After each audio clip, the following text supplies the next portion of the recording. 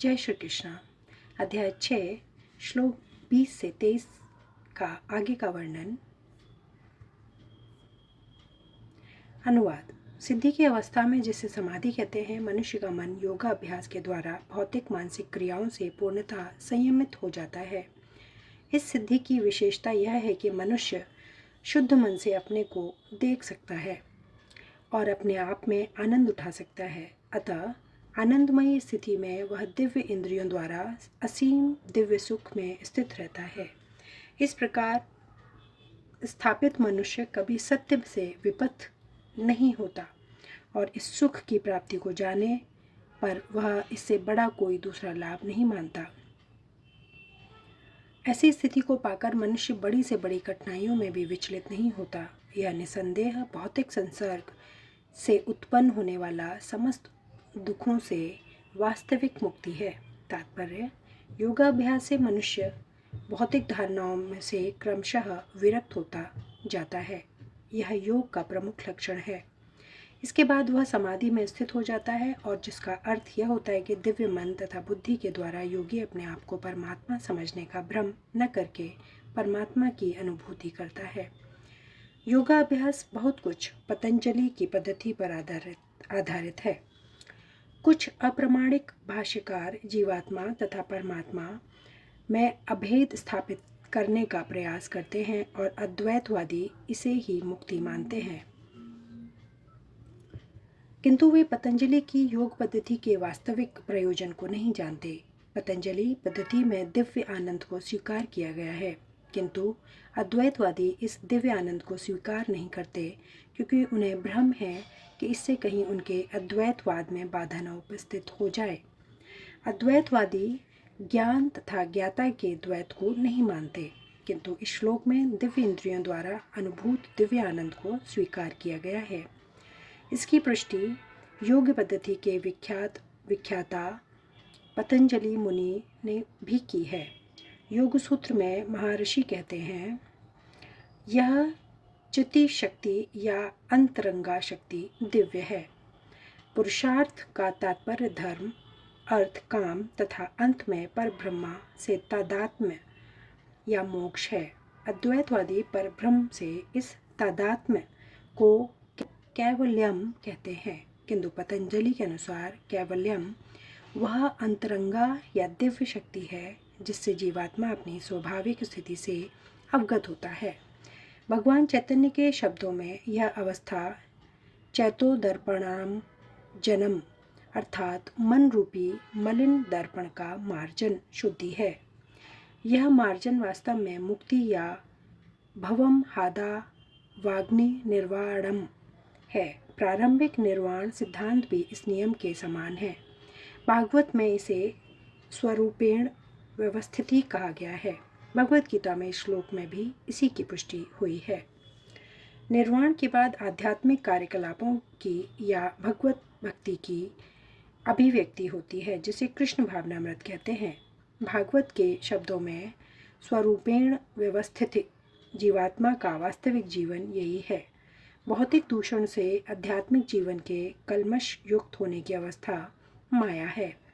इस भौतिक दूषण से मुक्ति या अभिप्राय जीवात्मा की मूल दिव्य स्थिति का विनाश नहीं है। पतंजलि भी इसकी पुष्टि इन शब्दों से करते हैं, यह चित्त शक्ति या दिव्य आनंद की वास्तविक जीवन है। इसका अनुमोदन वेदांत सूत्र में इस प्रकार हुआ है, यह चित्त शक्ति ही योग का परम लक्ष्य है और भक्ति योग द्वारा इसे सरलता से प्राप्त किया जा सकता है। भक्ति योग का विस्तृत विवरण 7वें अध्याय में किया जाएगा। इस अध्याय में वर्णित योग पद्धति के अनुसार समाधियां 2 प्रकार की होती हैं, संप्रज्ञात तथा असंप्रज्ञात समाधियां। जब मनुष्य विभिन्न दार्शनिक शोधों के द्वारा दिव्य शक्ति को प्राप्त होता है तो यह कहा जाता है कि उसे संप्रज्ञात समाधि प्राप्त हुई है। असंप्रज्ञात समाधि में संसारी आनंद से कोई संबंध नहीं रहता, क्योंकि इससे मनुष्य इंद्रियों से प्राप्त होने वाले सभी प्रकार के सुखों से परे हो जाता है। एक बार इस दिव्य स्थिति को प्राप्त कर लेने पर योगी कभी उससे डिगता नहीं। जब तक योगी इस स्थिति को प्राप्त नहीं कर लेता तब तक वह असफल रहता है। आजकल के तथाकथित योगाभ्यास में विभिन्न इंद्रिय सुख सम्मिलित हैं, जो योग के सर्वथा विपरीत हैं। योगी होकर यदि कोई मैथुन तथा मादक द्रव्य सेवन में अनुरक्त होता है तो वह उपहासजनक है। यहाँ तक कि जो योगी योग की सिद्धियों के प्रति आकृष्ट रहते हैं वे भी योग में आरूढ़ नहीं कहे जा सकते। यदि योगीजन योग की आनुषंगिक वस्तुओं के प्रति आकृष्ट हैं, उन्हें सिद्ध अवस्था को प्राप्त हुआ नहीं कहा जा सकता। जैसा कि श्लोक में कहा गया है, अतः जो व्यक्ति आसनों के प्रदर्शन का सिद्धियों के चक्कर में रहते हैं उन्हें यह समझ लेना चाहिए कि इस प्रकार से योग का मुख्य उद्देश्य समाप्त हो जाता है। इस युग में योग की सर्वोत्तम पद्धति कृष्ण भावनामृत है, जो निराश उत्पन्न करने वाली नहीं है। एक कृष्ण भावना भावित व्यक्ति अपने धर्म में इतना सुखी रहता है कि उसे किसी अन्य सुख की आकांक्षा नहीं रह जाती। इस दम प्रधान युग में हठ योग, ध्यान योग तथा ज्ञान योग का अभ्यास करते हुए अनेक अवरोध आ सकते हैं, किंतु कर्म योग या भक्ति योग के पालन में ऐसी समस्याएं सामने नहीं आती। जब तक यह शरीर रहता है तब तक शरीर की आवश्यकताओं, आहार, निद्रा, भय तथा मैथुन को पूरा करना होता है, किंतु जो व्यक्ति शुद्ध भक्ति योग में अथवा कृष्ण भावनामृत में स्थित होता है वह शरीर की आवश्यकताओं की पूर्ति करते समय इंद्रियों को उत्तेजित नहीं करता। प्रत्युत वह घाटे के सौदे का सर्वोत्तम उपयोग करके जीवन की न्यूनतम आवश्यकताओं को स्वीकार करता है और कृष्ण भावनामृत में दिव्य सुख भोगता है।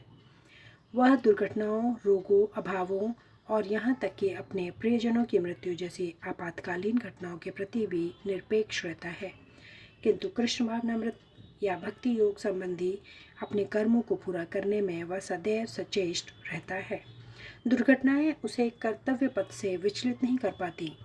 जैसा कि भगवद गीता में कहा गया है, वह इन प्रासंगिक घटनाओं को सहता है क्योंकि वह यह भली भांति जानता है कि ये घटनाएं ऐसे ही आती जाती रहती हैं और इनसे उसके कर्तव्य पर कोई प्रभाव नहीं पड़ता। इस प्रकार वह योगाभ्यास में परम सिद्ध प्राप्त करता है।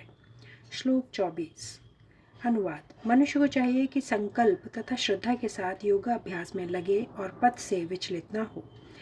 उसे चाहिए कि मनोधर्म से उत्पन्न समस्त इच्छाओं को निर्वाद रूप से त्याग दे और इस प्रकार मन के द्वारा सभी ओर से इंद्रियों को वश में करे। तात्पर्य, योगाभ्यास करने वाले को दृढ़ संकल्प होना चाहिए और उसे चाहिए कि बिना विचलित हुए धैर्यपूर्वक अभ्यास करे। अंत में उसकी सफलता निश्चित है। उसे यह सोचकर बड़े ही धैर्य से इस मार्ग का अनुसरण करना चाहिए और यदि सफलता मिलने में विलंब हो रहा हो तो निरुत्साहित नहीं होना चाहिए। ऐसे दृढ़ अभ्यासी की सफलता सुनिश्चित है।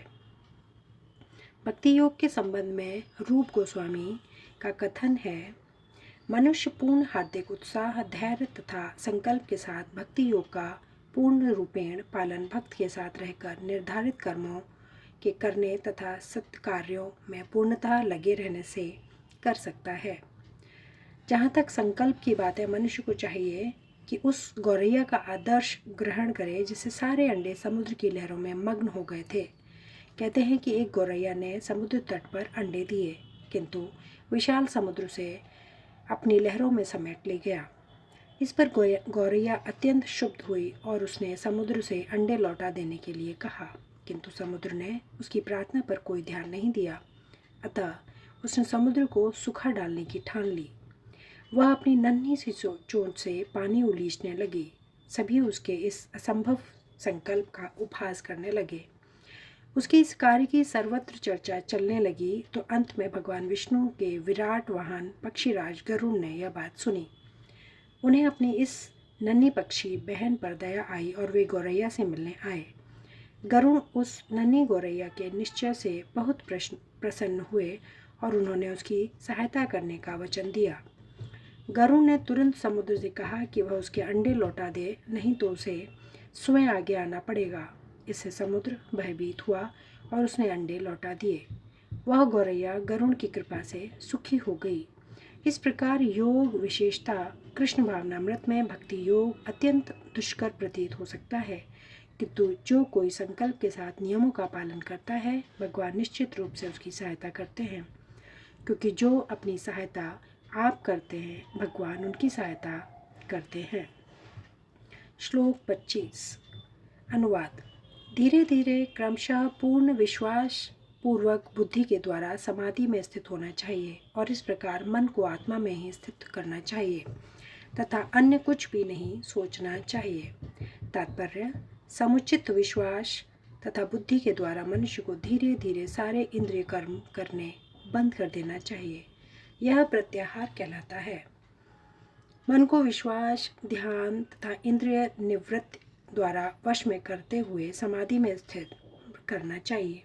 उस समय देहात्म बुद्धि में अनुरक्त होने की कोई संभावना नहीं रह जाती।